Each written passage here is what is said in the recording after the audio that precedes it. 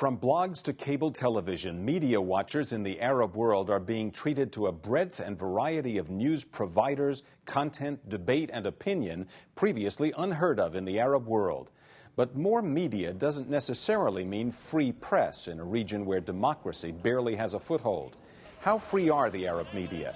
How do they approach the war on terror, Iraq, and the Israeli-Palestinian and Israeli-Hezbollah conflicts? These issues and more, next on Great Decisions. In a democracy, agreement is not essential, but participation is. Join us as we discuss today's most critical global issues. Join us for Great Decisions. Great Decisions is produced by the Foreign Policy Association, inspiring Americans to learn more about the world. Funding for Great Decisions is provided by the Star Foundation, the Morse Family Foundation, the William and Karen Tell Foundation, and U.S. Trust. And now from our New York studios, here is Ralph Beglatter. When al-Jazeera began broadcasting in late 1996, the Qatar-based 24-hour news network made history. It claims to be the only independent TV station in the Middle East. But Al Jazeera is funded mostly by the Emir of Qatar and insists it gets no editorial direction from the government. The U.S. originally endorsed Al Jazeera's idea of independent journalism in the Arab world, but top U.S. officials have accused Al Jazeera of sympathizing with terrorists. British reports say President Bush even talked of ordering a military attack on the Arab station's headquarters.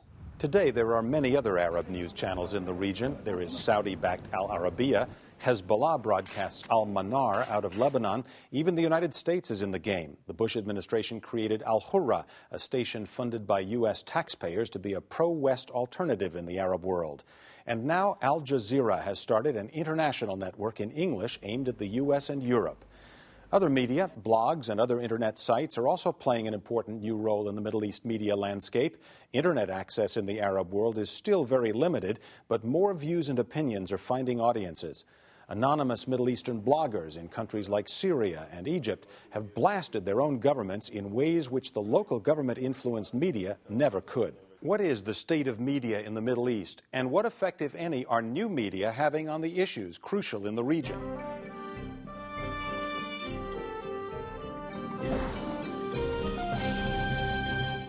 Helping us look at these and other questions are Duncan McGinnis, Director of the Foreign Press Centers at the U.S. Department of State and organizer of its Rapid Response Center, and Adel Iskandar, a professor at American University and author of Al Jazeera, How the Free Arab News Network Scooped the World and Changed the Middle East. Gentlemen, welcome to Great Decisions.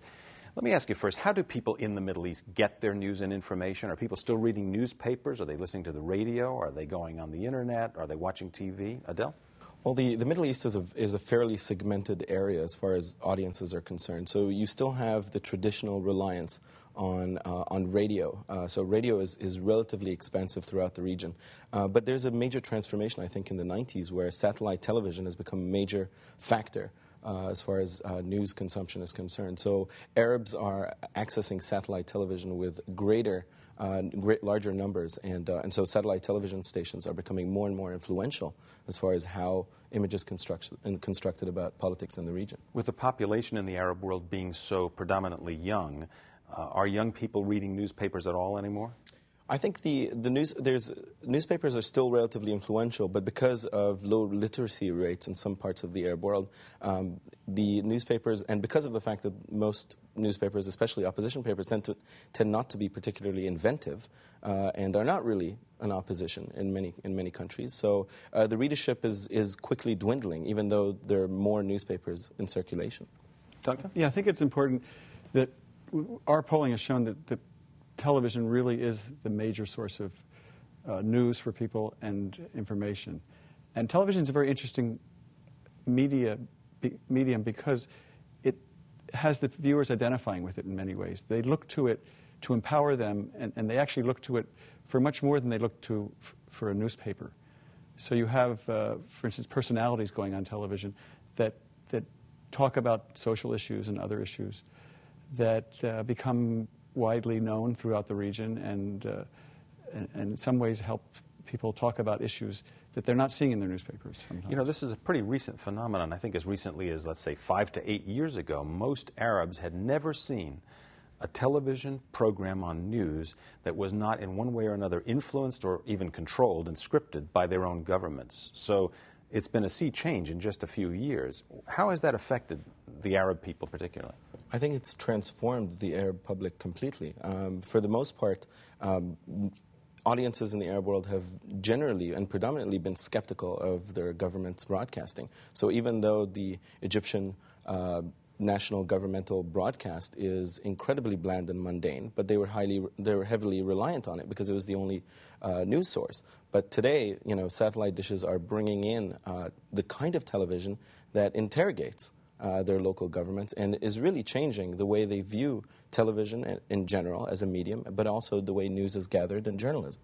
Is the view of the United States on Middle Eastern television, and I'm thinking particularly of Arab language television, a predominant factor? Is that something that most people are watching for, is what the United States looks like on those channels, or are other issues and other topics of greater concern?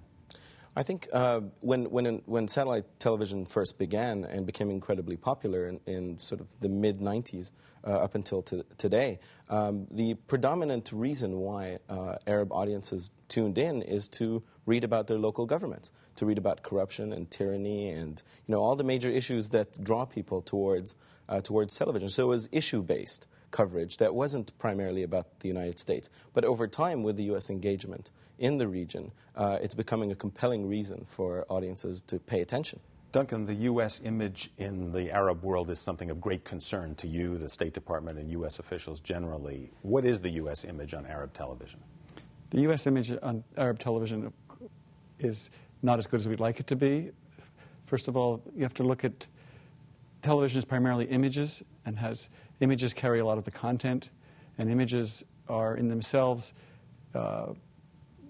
difficult to counter and to deal with.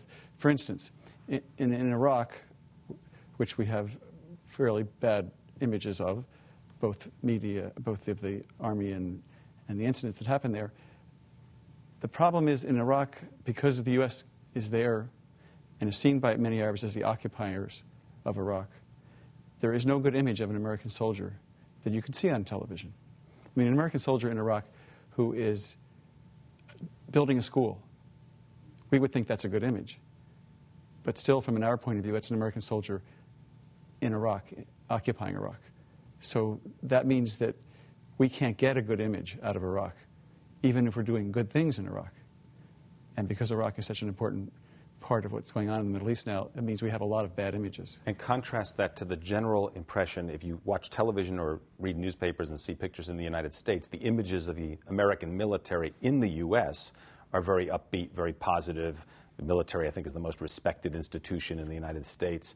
But in the Arab world, that's a completely different picture. I think Duncan is definitely right in that respect. The image of a U.S. soldier in military fatigue is essentially the image of an occupier, more so than anyone doing anything positive. So even if they're in the process of conducting, transformative change, or they're involved in humanitarian relief in a certain area of Iraq, when the snapshot is taken, it's still a U.S. soldier in fatigue carrying a firearm in an area where he or she doesn't belong. So how would you interpret Al-Jazeera, for example's portrayal of the United States? Is it a biased portrayal that is intended to make the United States look bad? Is it something else?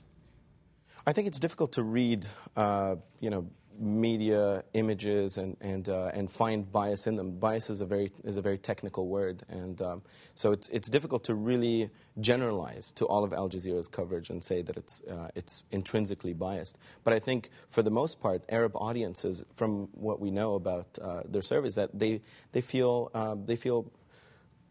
quite poorly. I mean, they feel poorly about U.S. government involvement in the region, and so I think what Al Jazeera does is portray that in their coverage, that it colors their coverage so that they can better appeal to their audience. So yes, there is an undertone that is negative towards the U.S. But at the same time, networks like Al Jazeera try to strike a balance. Otherwise, they're going to lose their credibility completely.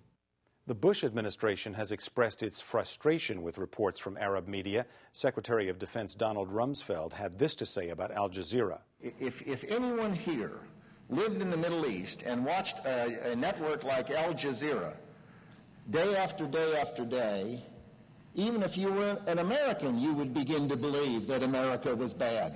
The people that are going on television chopping off people's heads is what's wrong with the world.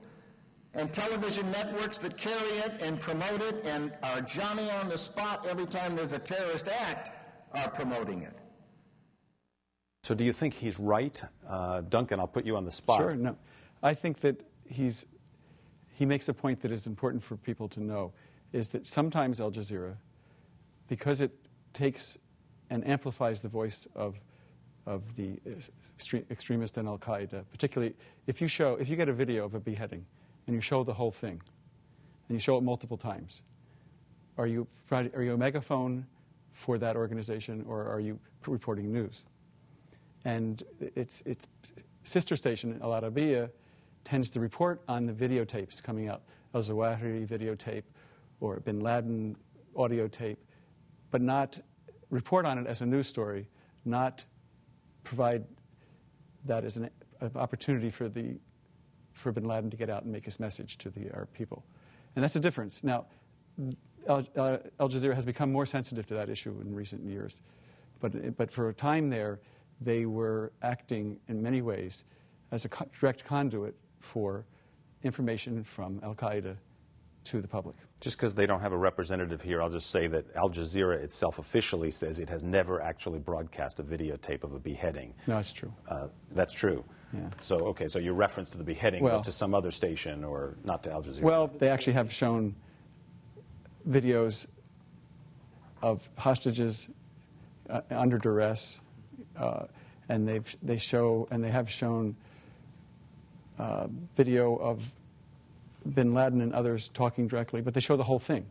In other words, is their job to report the news or to promote the views of a certain group? And sometimes they cross over that. Let's talk about, both of you have mentioned now the fact that, and Duncan just really brought it up, that there are nowadays many Arab language television networks in the region. It's not just Al Jazeera anymore, although it was pretty much Al Jazeera until 1998. But now there are others. Is there kind of a family feud going on, Adele, in the Arab world among the different Arab media who have different political perspectives and owe their allegiances to different groups? I think in some respects there is. I think the competition is becoming more and more intense as time goes by. But I think it's less ideological and more over ratings and more over capitalizing and consolidating audiences. So Al Jazeera has become a brand that most other stations are trying to contest. So Al Arabiya, Al Manar. Al Manar tends to be, Al Manar, which is Hezbollah's broadcaster, tends to be more ideological. Well, not tends, but it is affiliated with Hezbollah. So they're not out to get ratings, Al Manar. No. They're out to consolidate their power in Lebanon, right? Absolutely. So they're definitely the voice of a political entity.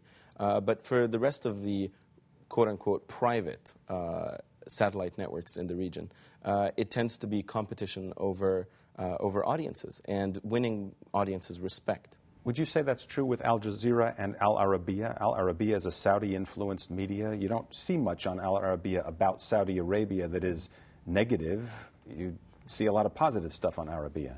Well, Al Arabiya was created with a particular purpose, and that is to balance out, if you will, or to create some kind of equilibrium in news coverage in the Arab world. That Al Jazeera represented sort of an off-centered presentation of the news, and on Saudi Arabia, and other issues, including the United States, and so Al Arabiya came in to the fray with the intention of balancing the news coverage. So there is sort of an ideological bent there. To some degree, but I wouldn't say that it's incredibly overt, and it's changed over time. Al Arabiya, the U.S. government is not completely pleased with Al Arabiya's coverage either. I mean, Al Arabiya has also given a fair bit of airtime to terrorist radical groups' videos, whether it be al-Zawahiri or others. They do it, and they actually are more responsible in the way they do it. They do it more like we would do it in our newscast here. I think it's important to mention that there's not just two.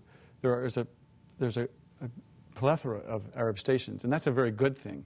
I mean, it's a marketplace, and to be able to go from channel to channel and see different views is an excellent and we think very positive thing to have, where there's no dominating media. It's also important to mention that a lot of what Arabs see about the United States and other places comes from the entertainment channels, who actually have much higher viewership, as the United States also, than you see on the cable channels. Let me ask you about the two U.S. government stations in the region, Radio Sawa and television Al-Hurra.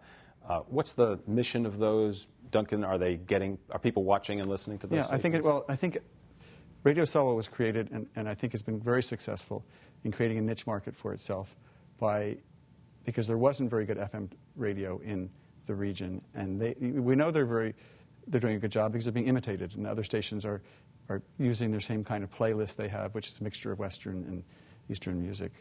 But Radio Sawa puts the news in very short snippets, like we have on our radio, like AM radio, which is 5 minutes top of the hour, 5 minutes 15 after.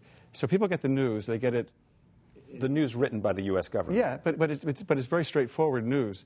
It's just news, from what we could call very unadulterated straight news, with there's no editorials like VOA has.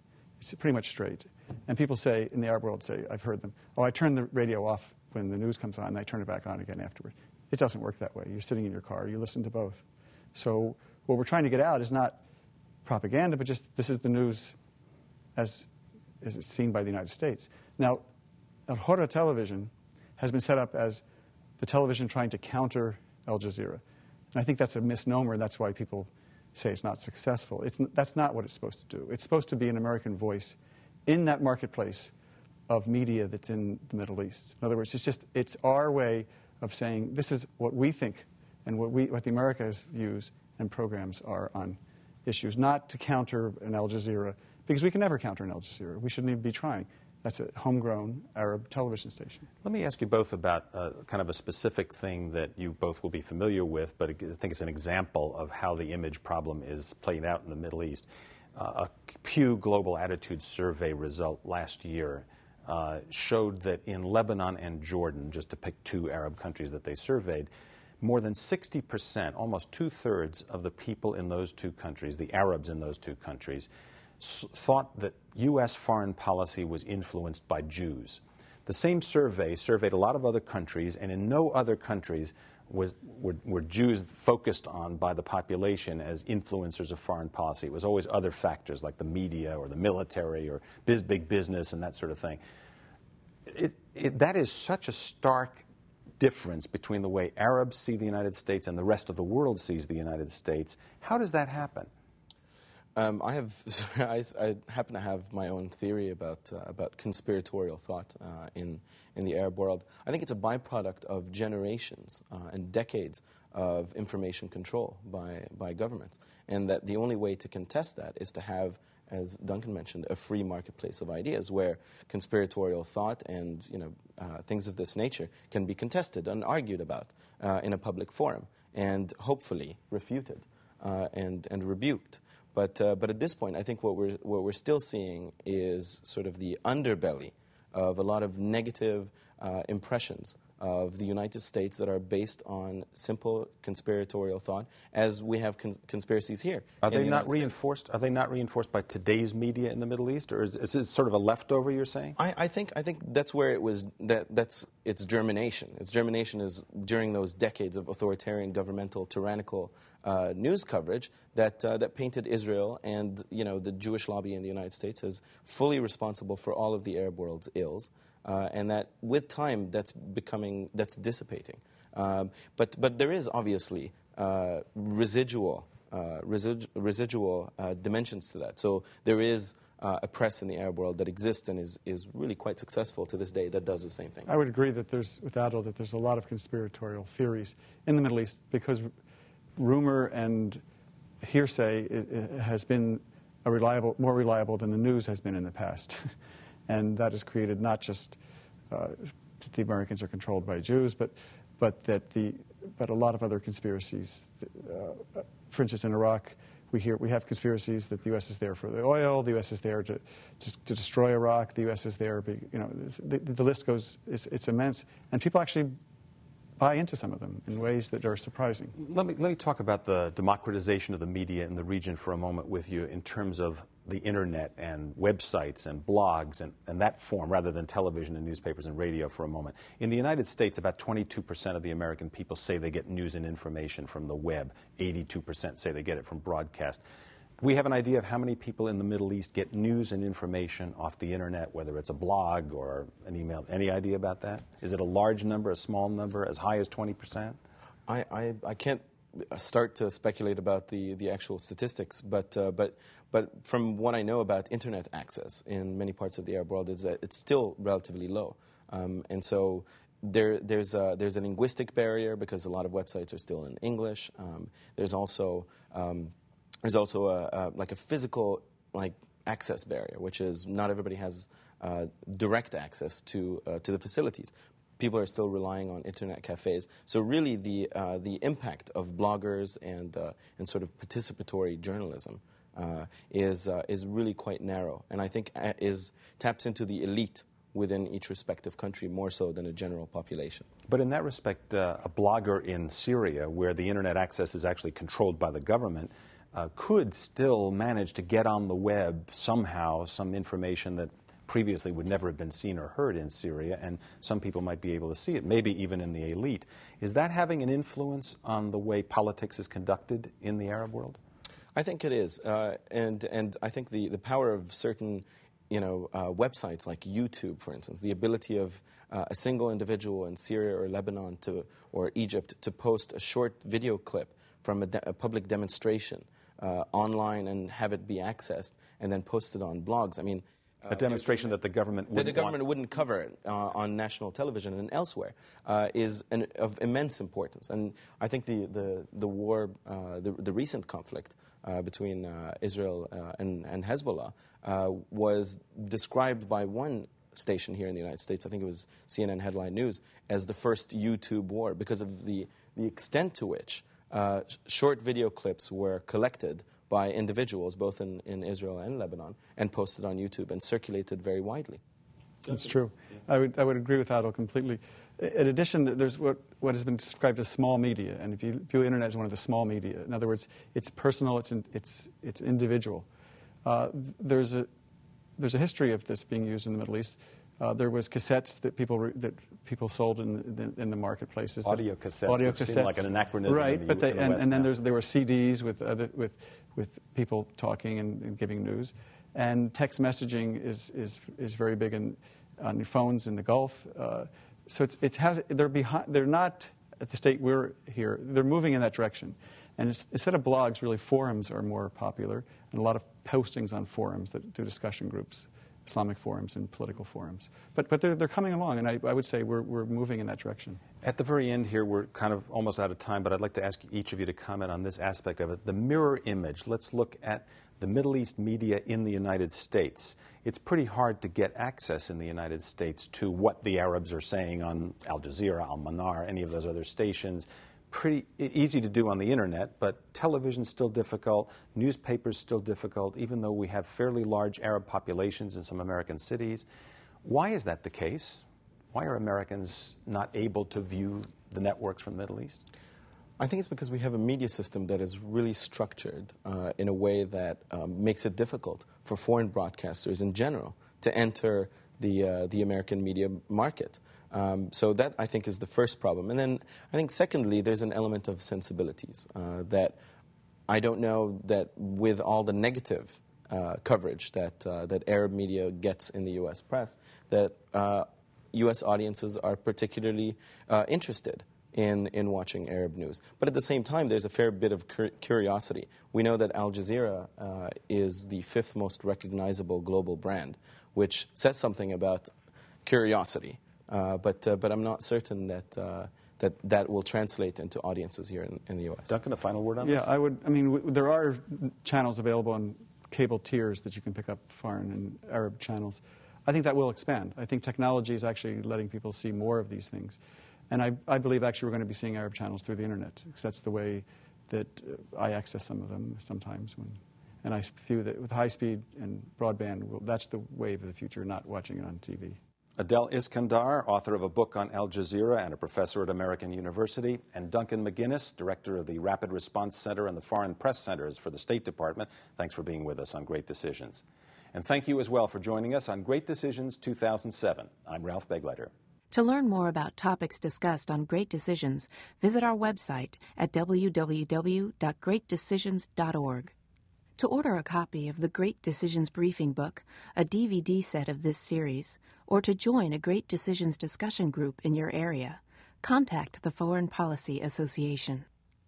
Funding for Great Decisions is provided by the Star Foundation, the Morse Family Foundation, the William and Karen Tell Foundation, and U.S. Trust.